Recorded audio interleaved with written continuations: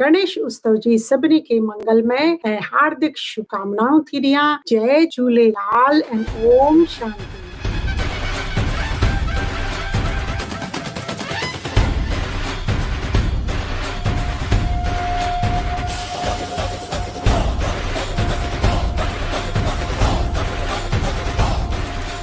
तव्हांजी खुशियूं गणपतिअ जी सुंड वांगुरु वॾियूं हुजनि। तव्हांजी जीवन खुशबूदार गुलनि सां भरपूर हुजे। श्री गणेशाय नमः। अॼु ॼाणंदासीं गणेश जीअ जी सुंड जे बारे में। हेतिरी महान शिव जी संतान खे सुंड जी छा ज़रूरत आहे ऐं इहा छो ॾिनी वई आहे? इहा सुंड अनेक विशेषताउनि सां भरपूर आहे। जीअं गजानन जी सुंड एतिरी मज़बूत, शक्तिशाली ऐं फ्लेक्सिबल हूंदी आहे। हू पंहिंजी इन सुंड सां वण खे जड़ खां कढी ॿाहिरि फिटी कंदो आहे ऐं नंढे में नंढी सूक्ष्म सुईअ खे बि मिटीअ मां ॻोल्हे मथे खणंदो आहे। हू चाहे त कंहिं बि शइ खे पंहिंजे सुंड सां उछाले, नंढे नंढे ॿारनि खे सलाम करे, भॻवान खे पुष्प अर्पण करे, पाणीअ जो लोटो खणी शिव जी पूॼा करे। हू पंहिंजे सुंड खे अनेक कमनि लाइ यूज़ कंदो आहे। इन ई नमूने ज्ञानवान इंसान बि ग़लति आदतनि खे झटि ई कढी करे फिटी करे थो सघे ऐं जीवन में सूक्ष्म नंढियूं नंढियूं ॻाल्हियुनि खे बि ग्रहण कंदो आहे ऐं पंहिंजी सुठी आदतनि जे करे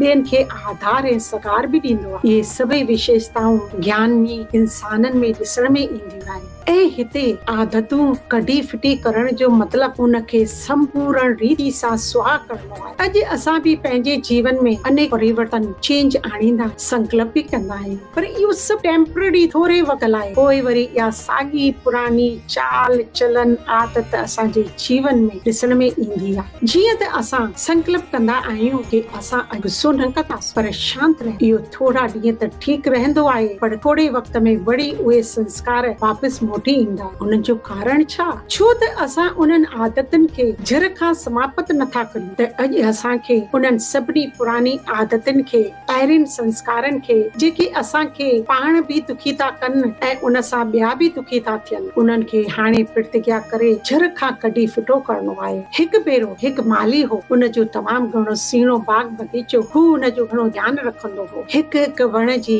वॾी प्यार सां पालना कंदो हो, अटेंशन ॾींदो हो। उन जो बगीचो अहिड़ो सुंदर ऐं वधंदो ई रहियो जो परे परे खां माण्हू उन जे बगीचे खे ख़ासि ॾिसण लाइ ईंदा हुआ। हिन मालीअ खे कंहिं इम्पोर्टेंट कम जे लाइ मोकल वठी करे पंहिंजे ॻोठ वञणो। हुन इहो कमु पंहिंजे साथीअ खे ॾिनो त तूं हिन बगीचे जो ध्यानु रख, जो मूंखे ज़रूरी कम लाइ ॻोठ वञणो, ऐं उनखे सॼो हुनर सेखारियो कीअं हिन बगीचे जो ख्यालु रखिजे। ऐं उनखे चयो त ध्यानु तमामु घणो ॾिज, ऐं मां जॾहिं मोटी अचां त इहो बगीचो इन खां बि वधीक खिलियल ॾिसण में अचे। उन साथी चयो, तव्हां निश्चिंत वञो, मां हुनजो एतिरो ई ख्यालु रखंदसि। पर जॾहिं हू वापसि आयो त ॾिठाई त के पौधा सुखल ॾिसण पिया अचनि। हुन उनखां पुछियो, ईअं छो? त उनजे साथी उनखे जवाबु ॾिनो, मूंखे त सम्झ में नथो अचे, मां त उनखे वॾे ध्यान सां अटेंशन सां ख्यालु रखियो, पर ही छो सुकी विया, मूंखे त कुझु बि सम्झ में नथो अचे। तॾहिं उनखां पुछाई त छा तूं वणनि ऐं पौधनि खे पाणी ॾिनो? साथीअ चयो, हा हा,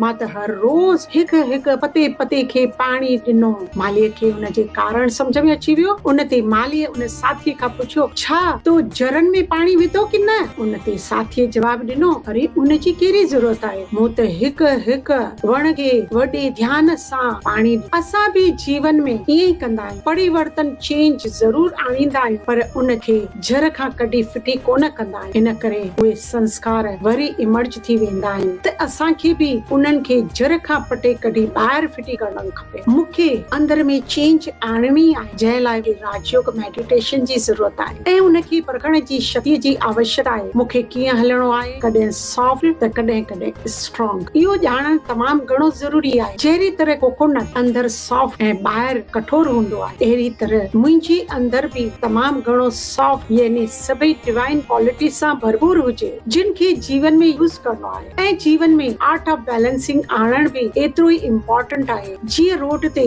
हर कोई हले थो पर उनखे कला कोन चइबो आहे, पर जॾहिं केरु मथे नोड़ीअ ते बैलेंस करे हले थो त उहा कला चवणे में ईंदी आहे ऐं सभई तारियूं वॼाईंदा आहिनि, वाह वाह कंदा आहिनि। इहे सभई क्वालिटी पंहिंजे जीवन में आणणियूं आहिनि जेके सिर्फ़ राज योगा मेडिटेशन सिखण सां ई अची थियूं सघनि। त अॼु असां दृढ़ संकल्प था करियूं त मां पंहिंजियुनि पुरानियुनि आदतुनि खे चेंज कंदसि जेके पाण खे ऐं ॿियनि खे दुखी थियूं कनि। अॼु असां संकल्प कंदासीं कि हिन ई हिकु बुरी आदत खे जड़ खां कढी ॿाहिरि फिटी कंदासीं। इहो पंहिंजो पाण सां पको वाइदो करणो आहे। ईअं हर रोज़ हिकु न हिकु आदत कढी फिटी करण सां ई मुंहिंजी जीवन में बदलाव ईंदो ऐं हर कर्म आर्ट ऑफ बैलेंसिंग जे हिसाब सां करणो आहे। इहो ई असांजो अॼु संदेश आहे। सुभाणे वरी मिलंदासीं गणपतिअ जी हिकु नई विशेषता सां। ओम शांति।